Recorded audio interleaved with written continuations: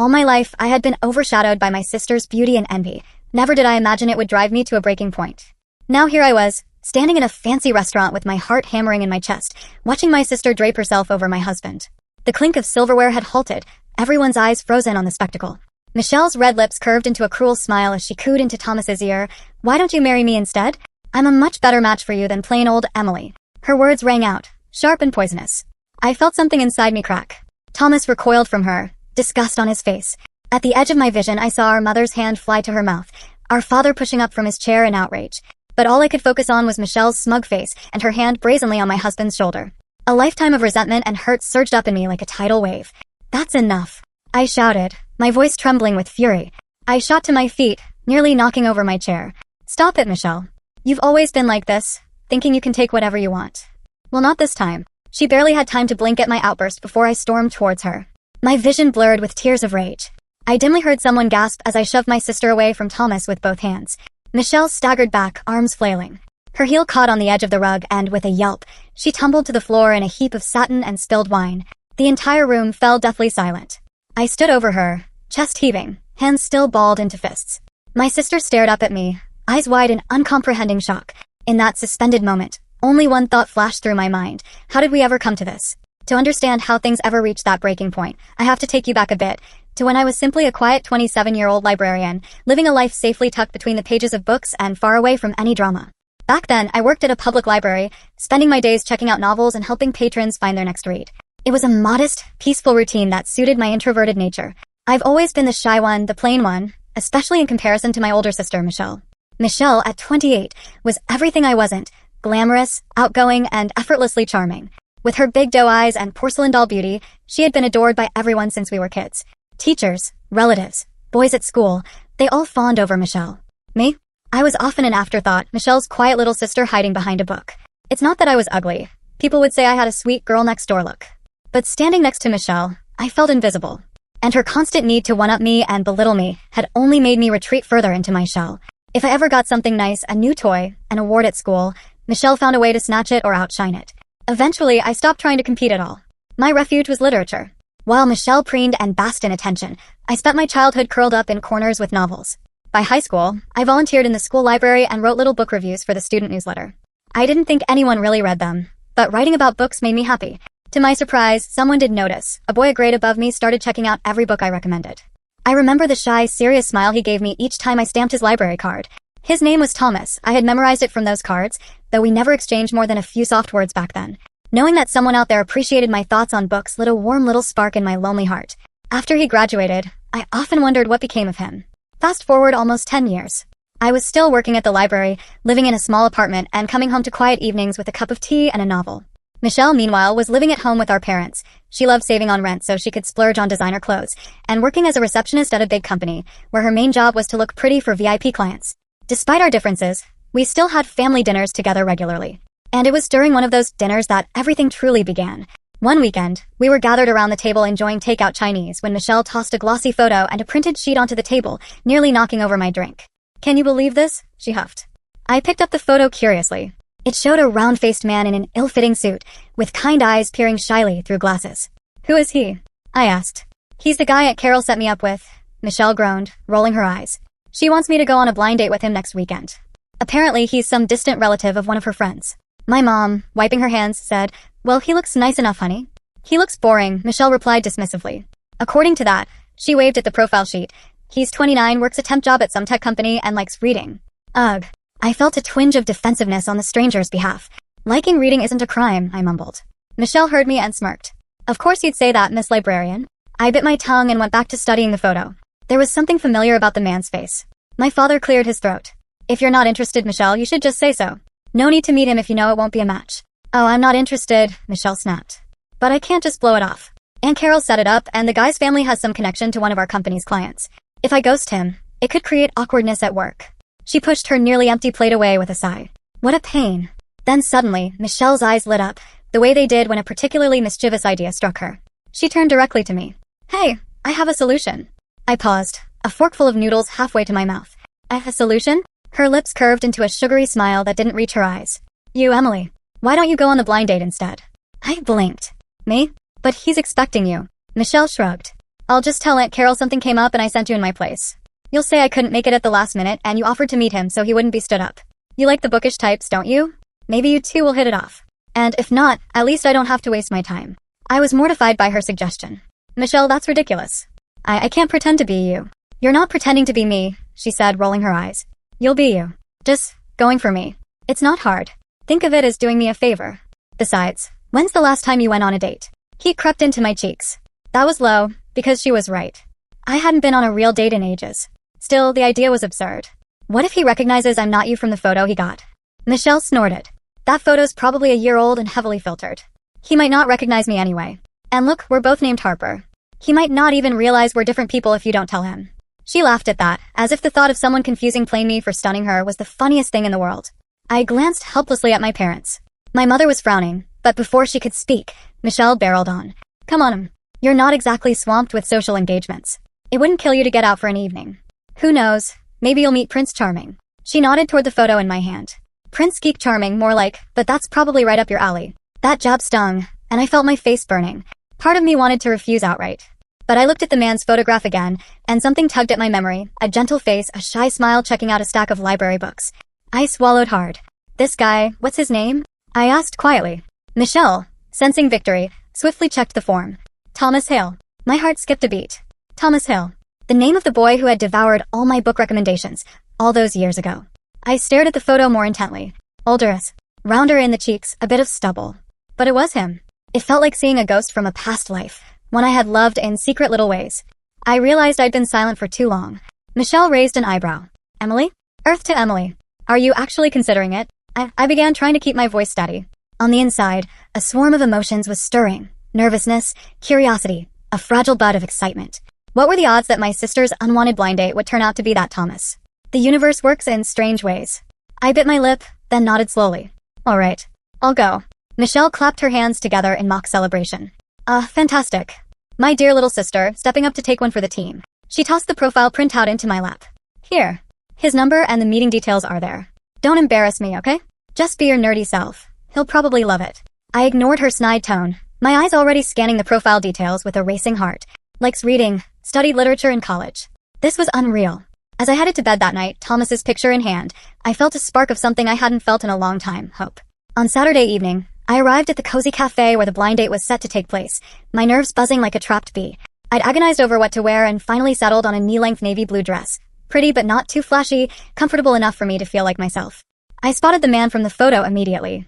He was seated at a small table in the corner, fiddling with his water glass. It was undeniably Thomas. His hair was a bit mussed, and he had the same gentle face I remembered, though slightly fuller now. He wore a tweed blazer that looked a size too big. My heart somersaulted at the sight of him. This was the boy who had quietly validated my love of books all those years ago, now grown into a man. As I approached the table, he noticed me and stood up uncertainly. We both hesitated, and for a second I worried he might not recognize me at all. Up close, I could see a flicker of confusion in his eyes. He was probably expecting Michelle's face, not mine. Hi, I began softly. You must be Thomas? He nodded. Yes. And you are? My name is Emily, I said, forcing myself to meet his eyes. I'm Michelle's sister. She, couldn't make it tonight. I hope you don't mind that I came instead. There was a heartbeat of silence as he processed this. Then his eyebrows shot up. Emily. Harper, he asked slowly. Younger sister of Michelle Harper? From Ridgewood High. My jaw nearly dropped. Why, yes. How did you? A smile of recognition dawned on his face. A smile I remembered. I thought you looked familiar. You worked in the school library, right? You used to write those book reviews in the newsletter. A breath I didn't realize I'd been holding whooshed out of me in pure relief and astonishment. That was me. I managed to laugh. And you. I knew I'd seen you before. I felt my own grin blooming uncontrollably. You were practically the only person who ever read those reviews. You checked out every single book I recommended. He blushed, rubbing the back of his neck with a bashful chuckle. Guilty. I can't believe this, you're that Emily? Wow. He looked genuinely pleased, which made the tension in my chest dissolve. We sat down, both of us marveling at the coincidence. What started as a potentially awkward mix-up was quickly transforming into a reunion between two former almost friends. It felt incredible. Here we were, practically old friends who'd never properly met. We even playfully debated our favorite genres. I confessed my guilty pleasure for swoony Victorian romances while he raved about classic science fiction. We laughed and promised to trade book recommendations, teasing each other that we'd expand one another's horizons. As the minutes passed, our initial nerves melted away. Conversation flowed easily, buoyed by shared memories and common interests. We reminisced about our high school days, the strict librarian who always shushed us, the time I organized a charity book drive, the way he would linger near the bulletin board after I posted a new review. Trying to be inconspicuous as he read it, he turned red admitting that part, which only made it more endearing. Over dinner, we found even more in common. He talked about his love of science fiction and how it had inspired him to start writing stories of his own.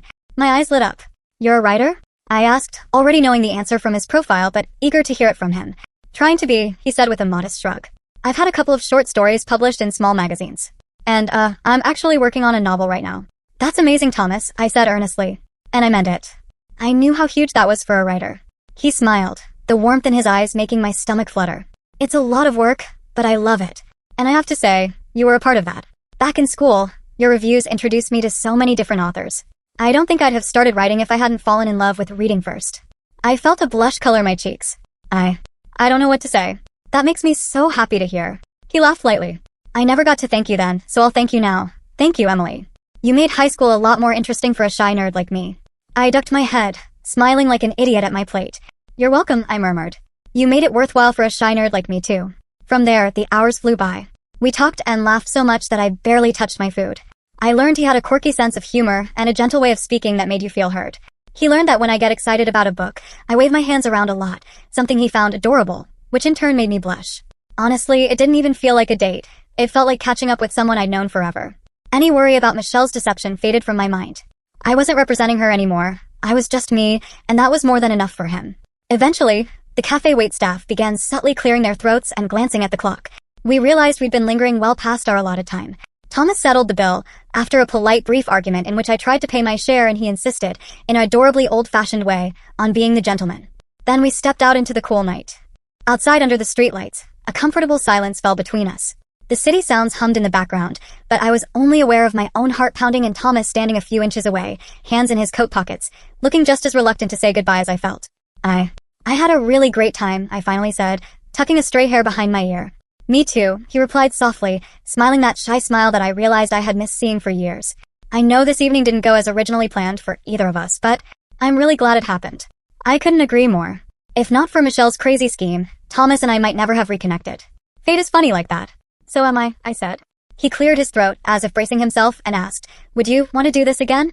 "I mean, not this exactly," he added quickly, then laughed at himself. "Let me rephrase, would you like to go out with me again, Emily? On a proper date, no sisters involved." I giggled at his awkwardness, finding it utterly charming. His hopeful gaze met mine, and I felt that warm spark glow into a steady flame. "Yes," I answered. "I'd like that very much." His face lit up, and for a moment I thought he might jump or pump his fist in triumph. But he contained it, simply beaming at me. We exchanged phone numbers, with him joking that it was about time, considering he'd had my library recommendations memorized but never my number. Then we stood there, still not moving, both of us reluctant to part. Finally, gently, he reached out and gave me a hug. It was the sweetest hug, tentative at first, as if asking permission, and then when I hugged him back, warm and tight.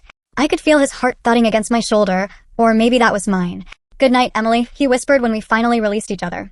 "Good night, Thomas," I replied, feeling a little giddy just saying his name aloud again. I practically floated all the way home. My phone buzzed just as I reached my door, a text from him. "Thank you for tonight." Smiley face. "Can't wait to see you again." I must have read it a dozen times, grinning into the darkness of my apartment. That night, I lay in bed staring at the ceiling, unable to sleep. I was awash in feelings I hadn't felt in years. Excitement, hope, the thrill of connection. The lonely, quiet life I'd settled into suddenly felt like it had cracked open, letting in light and fresh air. All I could think was that my dreadful sister's favor had turned into the best thing that ever happened to me. One date turned into many. Thomas and I fell easily into a relationship that blossomed faster and more beautifully than I could have imagined. With each passing week, we grew closer. We met for coffee dates at little bookshop cafes, took evening walks through the park holding hands, and spent lazy Sundays sprawled on my living room floor, trading passages from our favorite novels. Being with him felt like discovering a missing piece of myself. He understood my quiet nature and never pushed me to be louder or bolder than I was. In fact, he seemed to genuinely appreciate my introversion, telling me once that he found my calm presence centering in a chaotic world. And I, in turn, found so much to admire in him. His quick wit often caught me off guard and had me in stitches. He was unfailingly thoughtful, showing up to our picnics with an extra cushion because he knew the grass made me itchy, or slipping a bookmark into my bag because I'd mentioned losing mine. Over time, Thomas became more confident, too. We started a little evening exercise routine together, just jogging around the neighborhood and cooking healthy dinners. Bit by bit, he shed some of the weight he'd been self-conscious about. I'll never forget the day he went out and got a stylish haircut and a new suit jacket that actually fit when he shyly showed me. I was speechless. He looked so sharp and handsome, like a leading man. The astonished grin on his face when I told him that made my heart flutter with pride. The physical changes were great, but what meant more was seeing him believe in himself. And he returned that feeling 100-fold. He was always gently encouraging me to come out of my shell. With him, I laughed louder and spoke my mind more freely than I ever had before. Months passed in a happy blur. Then one chilly winter afternoon, about 8 months after that fateful blind date, Thomas took me back to the very cafe where we'd first reconnected. I remember the scent of roasting coffee beans and the frost etching patterns on the window as we sat in the same corner table. I thought it was just a sweet remember when gesture. Little did I know he had something far bigger planned. After we finished our hot cocos, Thomas cleared his throat, looking unusually nervous. He reached into his satchel and pulled out a wrapped parcel. "I got you something," he said. Puzzled, it wasn't my birthday or anything, I unwrapped it. Inside was a gorgeous leather-bound copy of Jane Eyre, one of my all-time favorite novels. I was already swooning over it when he urged softly, "Open it."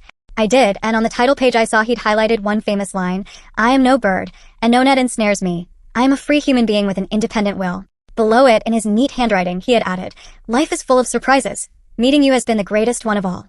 Will you marry me?" My hands flew to my mouth as I gasped. When I looked up, Thomas had slipped out of his chair and was on one knee beside me, a tiny velvet ring box open in his hand.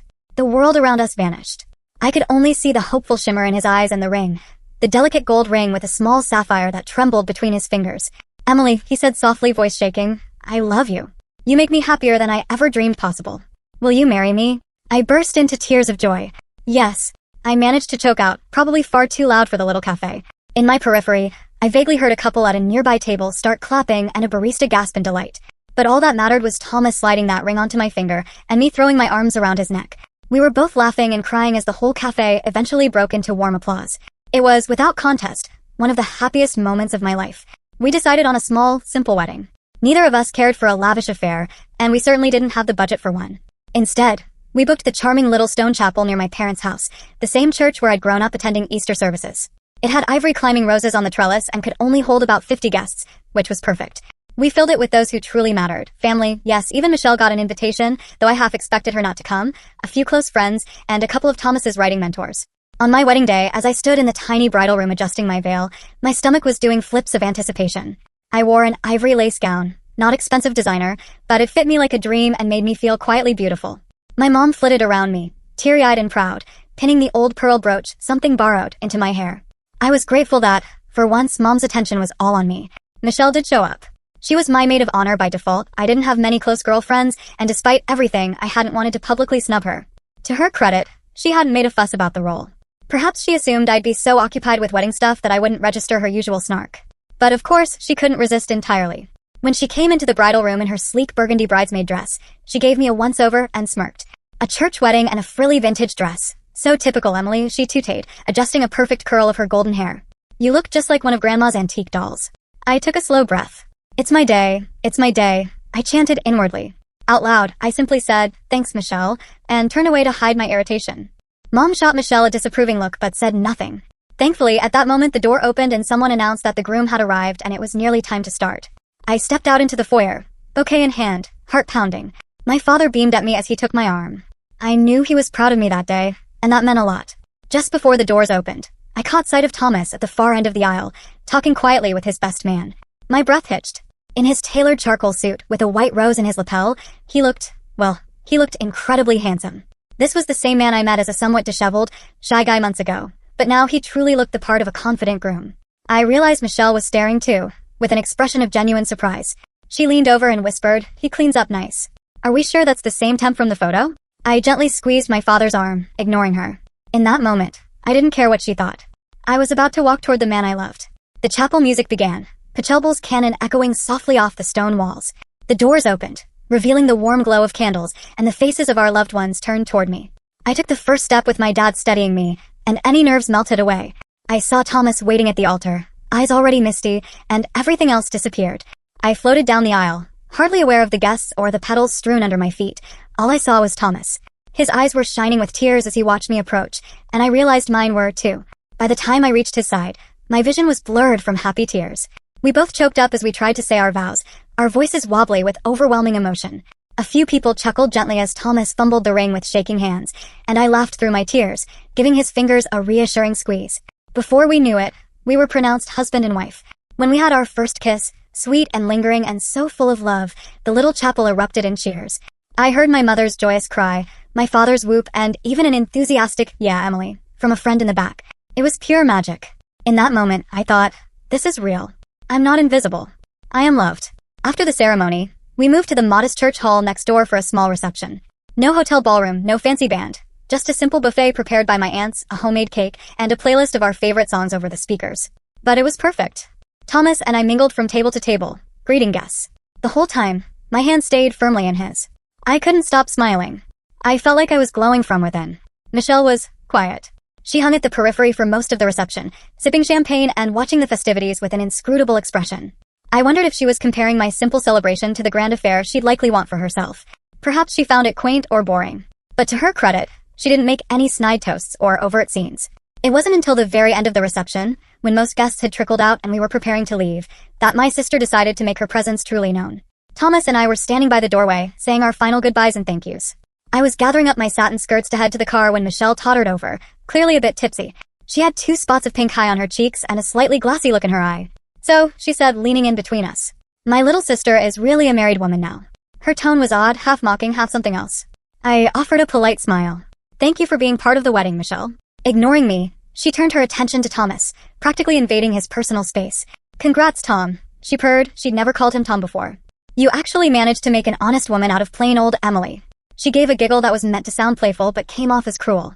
Never thought I'd see the day. Thomas's arm tightened around my waist protectively. "I think Emily's always been honest," he said coolly. "And she's far more than plain. She's beautiful." His open defense made my chest bloom with warmth. Michelle, however, wrinkled her nose and laughed like it was a joke. She was clearly drunk. Sure. Far be it from me to rain on your parade." She looked my husband up and down and smirked. "You know, you've improved a lot, Thomas. Lost weight, better hair, nice suit. If I'd known you had this potential, maybe I would have given you a chance myself." She winked, as if that were the most generous offer. I felt Thomas tense. I put a hand on his chest, both to steady myself and to subtly calm him. "Michelle, it's time for you to go home," I said, trying to keep my voice steady. Michelle just kept smiling at Thomas, a strange glint in her eyes. "One question, dear brother-in-law," she said, patting his shoulder. "Now that you're part of the family, when are you getting a real job?" I sucked in a breath. Her voice was sugar-sweet, but the words were poison. Thomas had quit his temp job a few months back to focus on writing full-time, with my wholehearted encouragement, and Michelle knew that. It was a sore point she was deliberately pressing. Thomas, to his credit, handled it calmly. "I'm a writer, Michelle. That is a real job. And one day I hope it will be my career." She snorted. Sure. I guess someone has to live the starving artist life. Better you than me. I'd never marry a man without a 6-figure salary." She gave me a pitying look as if I were the crazy one here. I opened my mouth, not even sure what I'd say. Maybe it was finally time to tell her off. But Thomas gently squeezed my hand. He stepped forward between my sister and me, meeting her gaze levelly. "I think it's time we all head out. Thank you for coming, Michelle. Take care of yourself." There was such finality in his tone. Michelle blinked, perhaps as surprised as I was that Thomas was essentially dismissing her. "Yeah, you too," she muttered, rolling her eyes. She wobbled slightly on her heels, then turned and walked out of the hall into the night without even a goodbye. I realized I'd been holding my breath.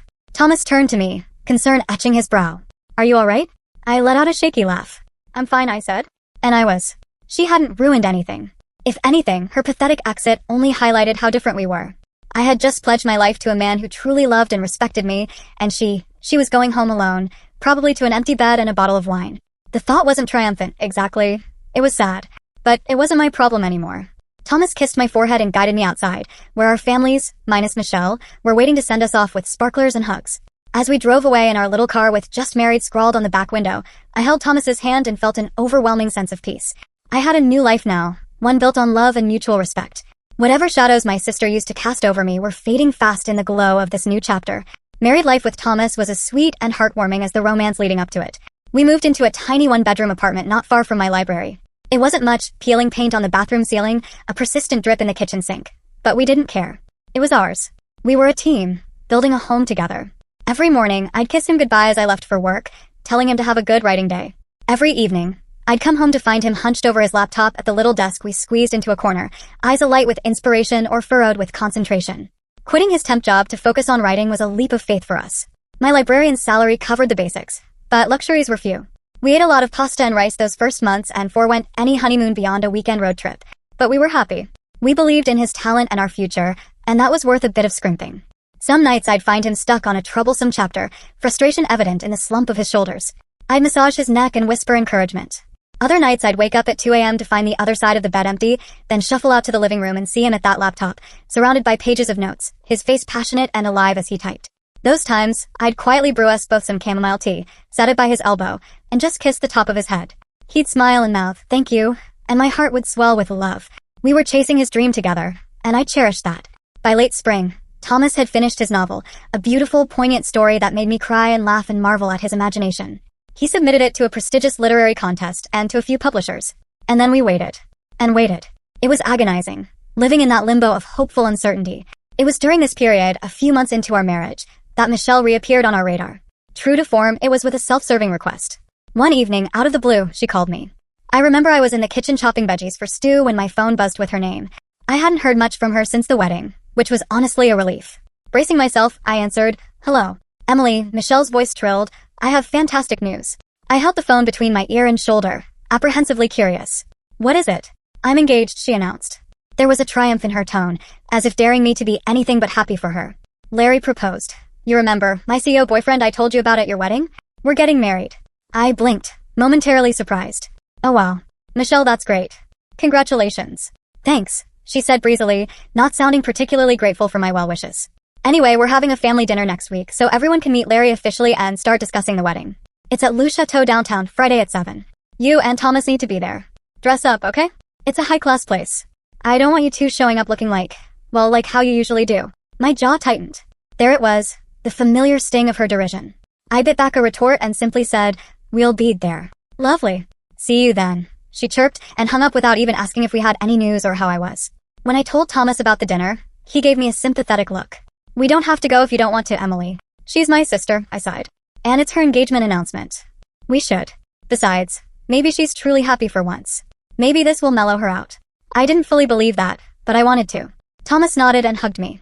After the supportive husband, he even skipped a local author talk he'd planned to attend that same night so he could come with me. "Family comes first," he said. My family, he meant, because he knew how important it was to me. So that Friday, we found ourselves walking into one of the fanciest restaurants in the city. I wore the nicest cocktail dress I owned, a teal satin number I usually saved for library fundraisers, and Thomas had on the tailored suit he'd worn at our wedding. Thank goodness he hadn't changed sizes since. We must have looked as nervous as we felt, because the maitre d' gave us a kind smile as he led us to the private dining room. Inside, my parents were already seated, along with Michelle and, I presumed, the infamous Larry. He was a striking man. Tall, athletic build, movie star white smile, and an expensive suit. He practically oozed confidence and money. Michelle, wrapped around his arm, looked up at us with a grin that bordered on smug. Here comes the newlyweds. "Welcome, Emily, Thomas. So glad you could tear yourselves away from your little bohemian life to join us," she said. I forced a polite smile. Thomas and I greeted everyone, and I introduced ourselves to Larry. He was courteous enough, shaking our hands and saying, "Pleasure to meet you. I've heard great things about you both." I wondered what he'd heard, surely not from Michelle. As dinner began, the conversation was civil. Pleasant, even. Michelle was on her best behavior, playing the role of the doting fiancé. She bragged here and there, about Larry's company's success, about the massive diamond on her finger. "Isn't it gorgeous? 2 carats, she cooed, flashing it repeatedly, but mostly she seemed content. I thought, perhaps naively, maybe she really has changed a little now that she's getting what she wants. I was happy for her in a cautious way. I stayed mostly quiet, letting my parents pepper Larry with questions about his upbringing, his work, their wedding plans. Thomas chimed in occasionally, and Larry was perfectly polite in return. But I didn't miss the subtle digs Michelle slipped in towards us. An exaggerated remark about how nice it was to dine somewhere upscale for a change, thrown our way, or an inquiry to Thomas. "So how's the writing? Any income from that yet?" Disguised as interest but loaded with condescension. We managed to deflect those and keep the peace. Then, halfway through the main course, Thomas's cell phone buzzed in his pocket. He glanced at the screen and instantly shot me a wide-eyed look. "I'm sorry," he said to the table. "Please excuse me for a moment. I have to take this call." He squeezed my shoulder as he stood, his face alight with that specific hope I knew so well. The contest results were due any day. My heart began to pound. Thomas disappeared into the lobby to take the call, and I could barely focus on the conversation around me as I anxiously sipped my water and picked at my food. Was this it? Had he won? Or was it just a courtesy call, or perhaps a rejection? I tried to read anything from his quick exit, but I was left in suspense. A few minutes later, Thomas returned. One look at his expression and I knew. His eyes were shining like stars. He walked straight to me, leaned down and whispered, "Emily, it happened. I won the contest. They're going to publish my novel, and a film producer is interested in the rights." I gasped, my hand flying to my mouth. Oh my god, really? I breathed, barely able to form words. He nodded, a joyous smile breaking free. I couldn't contain myself. I threw my arms around him in a hug. That's incredible, Thomas, I exclaimed. Our family, obviously confused by our sudden display, started asking what was going on. Blushing and giddy, I pulled back and blurted out, Thomas just got a call. His novel won a major literary award. It's going to be published, and maybe even made into a movie. A beat of stunned silence, and then the table erupted in congratulations. My goodness, that's wonderful news, my mother cried, clapping her hands together. My dad stood up to vigorously shake Thomas's hand. Congratulations, son, he said, using the endearment for the first time, I think. Larry even lifted his wine glass and gave a good-natured smile. That's fantastic, really. Congrats, Thomas. What an achievement. I felt tears of happiness prick my eyes. All those late nights and sacrifices flashed in my mind, and I was so proud I could burst.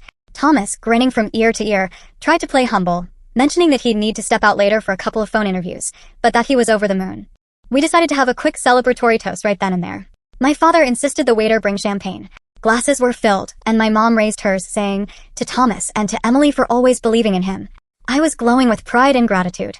We clinked glasses and I took a sip of the fizzy champagne, catching Thomas's eye and sharing a private, joyful smile. In that moment, I felt on top of the world. Then I remembered Michelle.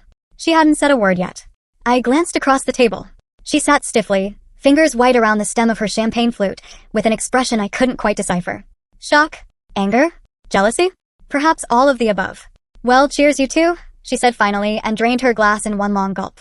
Something in her tone made the hairs on my neck rise. My mother, oblivious, patted Michelle's hand. This is wonderful news for the family, isn't it, dear? She smiled. Thomas is going to be an award-winning author. Oh, I'm so proud. And Emily, you must be over the moon. I said, beaming at Thomas. I'm just so happy and proud of him. That's when I caught it, the flash in Michelle's eyes. A flash of pure envy, dark and intense. I knew that look. I hadn't seen it in a while, but I knew it well. And I suddenly realized how this must feel to her. Tonight was supposed to be her moment, her triumphant unveiling of her successful fiancé and her big engagement. And here, without intending to, Thomas and I had stolen a bit of her thunder. Everyone was fussing over us, over me, instead of her. My stomach twisted with a sense of warning. I reached under the table and found Thomas's hand, holding it tightly. My father was in the middle of jovially suggesting we all go out to see Thomas's movie adaptation when the time came, when Michelle rose abruptly from her chair. The scrape of her chair legs on the floor was harsh. We all looked up at her, surprised. She downed the last dregs of champagne from her glass and set it on the table with a sharp clink. Then she flashed a bright, brittle smile. I have a proposal of my own to add, she announced. There was a strange, feverish cheer in her voice. A knot of dread formed in my stomach. Michelle? My mother began, not understanding the wild look on her face. In the next heartbeat, Michelle moved around the table. Before I knew it, she was right beside Thomas. And then, my God, she casually slid her arm around his shoulders from behind. Michelle, what are you? I started, half rising from my seat. She spoke over me, raising her voice in a bubbly tone that carried to every corner of the silent room. Since we're all sharing great news. Hey, Thomas, why don't you marry me? I'm a far better match for a successful author than my dull sister is. I heard my mother inhale a shocked gasp. My father barked, Michelle, what has gotten into you? Larry muttered, what the hell? Under his breath, pushing back from the table in disbelief. As for me, I went cold. For a second, I couldn't move or speak. Did she really just? Thomas jerked away from her, knocking her arm off him as if it were a poisonous snake. Michelle, he hissed, eyes wide with anger and astonishment. Have you lost your mind? She stepped between Thomas and me, effectively blocking me out, and leaned towards him with a sickly sweet pout. I'm serious, Tommy. Think about it, you and me. We'd be a power couple. Your talent, my looks, our kids would win the genetic lottery. She laughed, actually laughed, as if this were some charming joke. I found my voice, which came out hoarse and shaking. Stop it, Michelle. What are you even saying? My entire body was trembling with a volatile mix of rage and hurt. She waved a hand at me without even looking. Oh hush, Emily. This is between me and Thomas now. I was across the table from them, but I was about 2 seconds away from lunging over it. My muscles tensed. Thomas didn't wait for me. He stepped back from Michelle, his face hardened with an expression I'd never seen him wear, pure disgust. Don't you dare do this, Michelle, he warned quietly. My sister cocked her head, still with that twisted smile. Do what? I'm congratulating you. And offering you an upgrade. She had gone full-on delusional, it seemed. Something inside me snapped. I'd endured years of her belittling, years of biting my tongue. But this was beyond anything. You have no shame, I spat at her. None. At my words, Michelle finally spun to face me. And what are you going to do about it? She taunted, eyes glinting. You never stand up to me. You're too scared. Time slowed. I felt a red haze of fury descend. Perhaps she was right about the old me. But the new me, The me who had grown confident and known love was not afraid. I surged around the table toward her, heart pounding in my ears. "Michelle," I growled. "You need to sit down and shut up now." She didn't budge. She jutted her chin out defiantly. "Or what?" Thomas called my name softly, trying to calm me, but it was too late. The tightly wound restraint I'd held for a lifetime finally snapped. "That's enough," I roared, and I grabbed her arm, yanking it off my husband's shoulder. "You've always been like this, trying to take what's mine, ruining everything good I have. I'm done, do you hear me? Done." With a burst of adrenaline I didn't know I had, I shoved her hard. Michelle stumbled backward, her eyes huge with genuine shock as her heel caught, and she went crashing down onto the carpet in a graceless sprawl. And that brings us back to the moment where everything hung in silence. Me breathing hard, standing over my fallen sister in the middle of an upscale restaurant, the rest of my family and onlookers gaping in astonishment. For a single heartbeat, Michelle looked genuinely frightened, staring up at me like I was someone she didn't know. To be fair, I barely knew myself in that moment. Then reality flooded back in. "Did you just push me?" she screeched, scrambling to her feet. Her elegant chignon had come loose, a blonde strand hanging across her face. She looked livid and humiliated.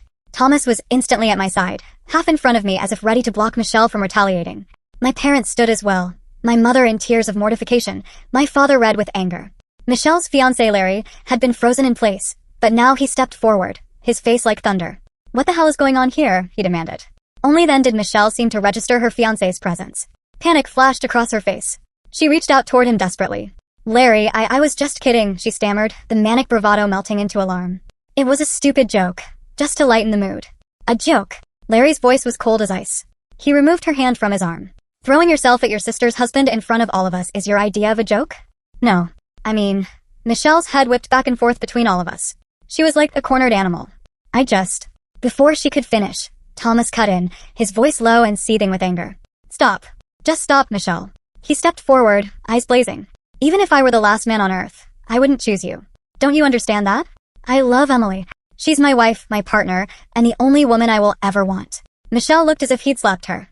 But I'm prettier than her," she burst out, tears of frustration in her eyes. "My figure is better. On the outside, maybe," Thomas retorted fiercely. "But inside? You can't hold a candle to Emily. She has a heart and goodness that you seem to lack entirely."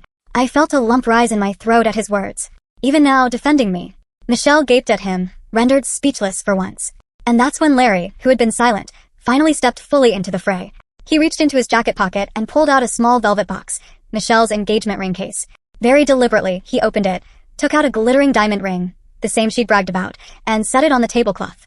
His face was impassive, but I could see the anger in the tight set of his jaw. "Michelle," he said, eerily calm, "we're finished." "What?" Michelle gasped as if the wind had been knocked from her. She lurched toward him. "Larry, no. I wasn't serious, He held up a hand, stopping her. I noticed his hand was trembling, though his voice remained even. "I came here tonight prepared to join our families and celebrate our future. Instead, I find you throwing yourself at another man, your sister's husband, no less, because you couldn't stand someone else getting attention for 5 minutes." He shook his head. "I am deeply embarrassed and disgusted. This engagement is over." "No, wait please." Michelle's shrill cry echoed. She tried to grab Larry's arm, but he stepped back, avoiding her touch like she was toxic.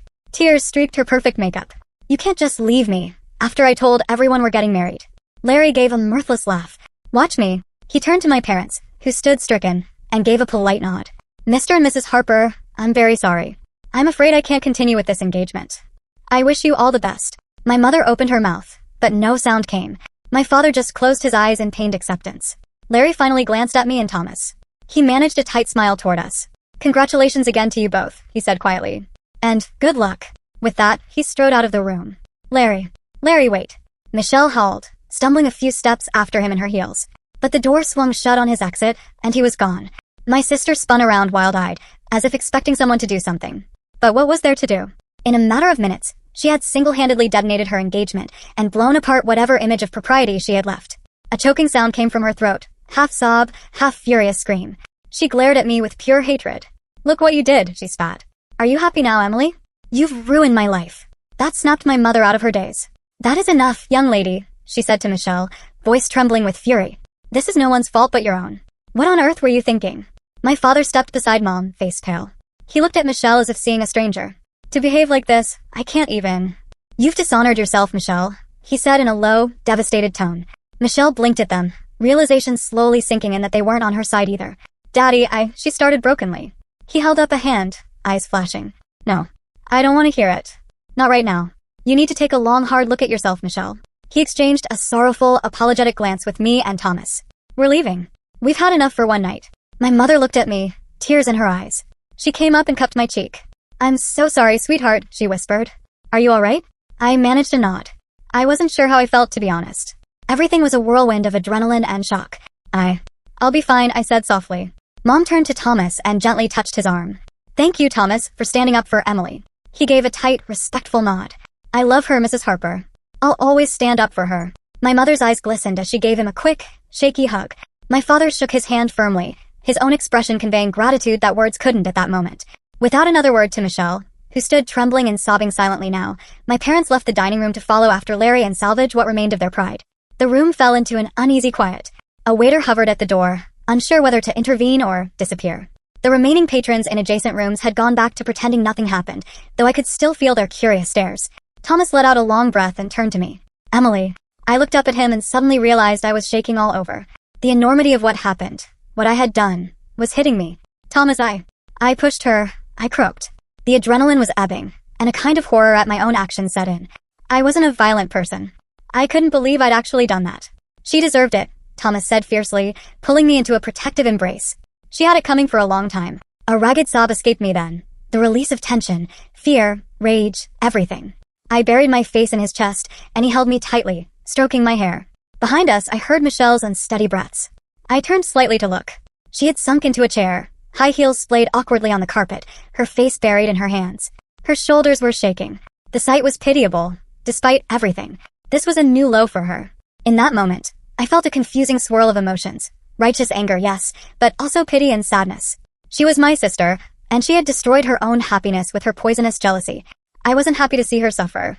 Mostly I just felt tired. Tired of this lifelong drama. Thomas gently steered me away. Come on, love. Let's go home. I allowed him to guide me toward the door. As we passed Michelle, I hesitated. She peeked up at me between her fingers, mascara smeared and eyes bloodshot. Emily, she croaked, but nothing else came. For a second, I almost reached out to pat her shoulder, force of habit perhaps to comfort my big sister. But I stopped myself. I had given her my compassion 1,000 times before, and she'd never valued it. There was nothing more I could do for her now. Instead, I just said quietly, "Take care, Michelle," and turned away. Thomas and I walked out into the chilly night. The second the restaurant door shut behind us, I sucked in a lungful of cool air and started trembling uncontrollably. It was as if the cold had gotten inside me, or maybe it was just the shock. Thomas immediately shrugged off his jacket and wrapped it around my shoulders. Then he took me into his arms. I sank against him, shaking, tears burning tracks down my cheeks. "It's okay," he murmured into my hair. "It's over now. It's over." I nodded, though I wasn't sure if I was nodding in agreement or just trembling. I clutched the lapels of his shirt, my knuckles white. "Ivy, never. I can't believe I..." He tilted my face up gently, wiping tears away with his thumbs. His own eyes were glassy with emotion. "Listen to me. You have nothing to feel guilty for." She crossed every possible line. "You stood up for yourself, for us. I am so proud of you, Emily." Proud? He was proud of me. A weak little laugh escaped me between sobs. I practically attacked my sister in public. That's not exactly something to be proud of. He gave a small, sad smile. "Actually, considering a lifetime of what you've been through with her, I think it is. You finally fought back. You didn't let her walk all over you." She had it coming. I hiccuped, wiping my nose with the back of my hand, probably smearing my makeup to oblivion. "Maybe," I whispered. I glanced back through the window of the restaurant door. I could just make out Michelle's form inside, slumped at the table as a waiter hovered awkwardly near her. She looked utterly alone. The sight pricked at my heart despite everything. Thomas followed my gaze. "Don't waste another ounce of sympathy on her," he said softly, reading my thoughts. "Not tonight." He was right. I couldn't help my sister right now, and I wasn't sure I even wanted to try. Instead, I focused on the man holding me, the man who had chosen me over her glittering promises without a second's hesitation. I reached up and touched his cheek. "Thank you for loving me," I said, voice wobbling. His eyes filled with tenderness. "Loving you is the easiest thing in the world," he replied. "And I will never let anyone hurt you or us, okay?" I nodded, a fresh tear sliding down my cheek, not of sorrow this time, but of deep gratitude and love. He kissed it away gently. "Let's go home," I whispered. We left that place hand in hand, walking into the darkness together. By the time we reached the car, I felt a strange sense of relief washing over me in waves. It was over. The unspoken war between my sister and me, the jealousies, the cruelties, had reached its ugly climax and burned itself out. For better or worse, the hold Michelle had over me was broken. I had stood up to her at last and lived to tell the tale. Later that night, after we got home, my phone rang unexpectedly. It was my parents calling to check on me. Their voices were full of worry and regret as they apologized over and over for what had happened and told me how proud I'd made them by standing up to Michelle. Hearing those words was a balm on my raw nerves. I assured them I was okay. Thomas had made me some tea and was hovering protectively nearby as I talked. My parents said they loved me, and despite the night's chaos, I went to sleep with a small, relieved smile. I fell asleep in Thomas's arms, emotionally exhausted but deeply free of my sister's power over me at last. In the weeks and months that followed that disastrous dinner, life moved on. Michelle did not reach out to me, and I didn't reach out to her. She quit her job and, as I heard through family grapevine, moved to another city for a fresh start. Her engagement was formally off, of course, and word of her stunt spread quietly among our acquaintances. For a while she wallowed. My mother said Michelle barely left her childhood bedroom for weeks, mortified and bitter. Eventually, true to form, she began seeking out another wealthy suitor, as if a rich husband could fill the gaping hole inside her. But men talk, and her reputation preceded her now. From what I last heard, she's still searching, her once famous beauty starting to wane as she nears 30 with little to show but a trail of blown relationships. I don't say that with malice. If anything, it makes me sad. I wouldn't wish that emptiness on anyone, even her. Part of me will always love my sister and hope she finds some real happiness or peace one day, far away from me. Meanwhile, my own life began shining brighter than ever. Thomas's career truly took off after that award. Within weeks, he had a publishing deal in hand, and within months, his debut novel hit bookshelves to critical acclaim. The film adaptation went into development shortly after, turning him into something of a minor celebrity in literary circles. It was dizzying how fast things changed. One minute we were pinching pennies in our little apartment. The next Thomas was being flown to New York for book signings and mingling with filmmakers. Through all of it, he remained the same humble, sweet man I fell in love with, though I did catch him practicing his autograph at the kitchen table once, which made me giggle. We navigated this new whirlwind together. I still worked at the library. I had no intention of giving up the job I loved, but I arranged my schedule to travel with Thomas whenever I could. We turned his book tour stops into mini vacations, exploring new cities hand in hand. We'd Skype call my parents from fancy hotel rooms just to share the surreal fun of it all. What touched me the most was how Thomas included me in his success. In every interview, he made a point to thank my wife, Emily, telling anyone who would listen that I was his muse and moral support. At a big literary awards ceremony, I sat in the crowd and listened as he accepted a trophy and told the world that he owed his success to a quiet girl with a love of books who believed in me. I don't think there was a dry eye at our table as I blotted away tears of joy. Reporters started calling me the librarian behind the bestseller, which was embarrassing but also secretly thrilling. Encouraged by Thomas, I even began writing little book reviews again, this time on a blog. It felt good to share my love of books with the world again, no longer anonymously on a school bulletin but openly as myself. And to my astonishment, people actually read them. Thomas gave my blog a shout-out in an interview, and suddenly I had thousands of followers discussing novels with me online. It was like I had found my own voice all over again, and this time people were listening. The best development of all, however, came a year or so later. After so much emotional turmoil and growth, life gifted us with something pure and new. I found out I was pregnant. The day I saw that little plus on the test, I sobbed with happiness and ran to show Thomas. He lifted me off the ground in a bear hug, laughing and crying and spinning me around until I was dizzy. He's been doting on me ever since, ready to dash out at midnight if I have the slightest craving, insisting I take it easy while he handles the chores.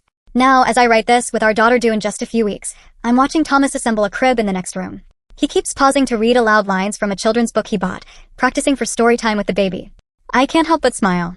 His excitement at becoming a dad is palpable. He talks to my belly every night, telling our little one how much we already love her. Sometimes late at night when I can't sleep, the baby loves to do gymnastics when I'm trying to rest. I find myself reflecting on how much has changed. The timid, mousy girl who once let her sister bully her into silence feels like a different person now. I had to break, spectacularly, dramatically, in order to rebuild myself stronger. Standing up to Michelle was one of the hardest, most terrifying things I've ever done, but I'm so glad I did it. In standing up to her, I finally stood up for me. I told the universe that I deserved respect, love, and peace. Do I have any regrets? In a perfect world, I wish it hadn't come to that ugly scene in the restaurant. I wish Michelle and I could have had a healthier relationship from the start. But we don't live in a perfect world. We live in a messy one, where people hurt each other and themselves. I can't fix my sister's issues, but I have healed my own. I let go of my anger toward her. I forgave her in my heart, not because what she did was okay, it wasn't, but because I refused to carry that bitterness forward. I want my child to be born into a family free of that old darkness. My parents and I remain close. They are ecstatic about becoming grandparents and have already driven me a little nuts knitting tiny booties and debating baby names. We don't talk about Michelle much. The wound is still tender for them. But I know they hope she'll find her way, and so do I in my own cautious way. If she ever reaches out with genuine remorse, I'd be willing to talk. But if not, that's okay too. I've made peace with it. Because the life I have now is more than enough. I have a husband who cherishes me and shows me every day what a loving partnership looks like. I wake up each morning to a gentle kiss and fall asleep each night in safe arms. I have work I enjoy, a voice I'm not afraid to use, and soon I'll have a daughter to share all this love with. I once lived entirely in my sister's shadow, convinced I was destined to be a supporting character in the story of my own life. Not anymore. I've learned that I am the author of my story, not her. And it's a story of resilience, of quiet strength blooming after years of being stifled. My story isn't a fairy tale. There's no flawless, happily ever after, and scars remain. But it is a story of hope. I found courage and love in the most unexpected places. I found that the people who truly care for you will lift you up, not push you down. And I found that I had a backbone all along. It just took a lot to finally use it. As I sit here in our cozy living room, a soft summer breeze coming through the window and my beloved husband reading in the next room, I feel an overwhelming sense of contentment. The past, the pain with Michelle, the years of feeling inadequate, feels distant now, like a chapter of a book I closed long ago. I'm focused on the chapters ahead, late-night feedings and first words, new stories and new memories made as a family. A tiny foot kicks inside me, as if to remind me she's there. I chuckle and rub my belly. "We're okay, little one," I whisper. "Mommy's here. Daddy's here. You're going to have a good life, I promise." And as Thomas appears in the doorway, smiling at me with paint smudged on his cheek from the crib and love shining in his eyes, I know that promise is true. We will give our child all the warmth and encouragement I once lacked. Our home will be full of laughter, books, and love. I am at peace. I am loved. After all the storms and chaos, I have stepped into the light of my own life, and it's warm and bright here. Who could have imagined that the quiet girl who lived in the library would end up with a love story of her very own? Certainly not me. But I'm grateful for every twist and turn that brought me here, even the painful ones, because they taught me who I am. My name is Emily Hale. I'm 27 years old, a librarian, a wife, and soon to be a mother. And this is the story of how I found my voice, stood up to my dreadful sister, and finally claimed the happiness that was waiting for me all along.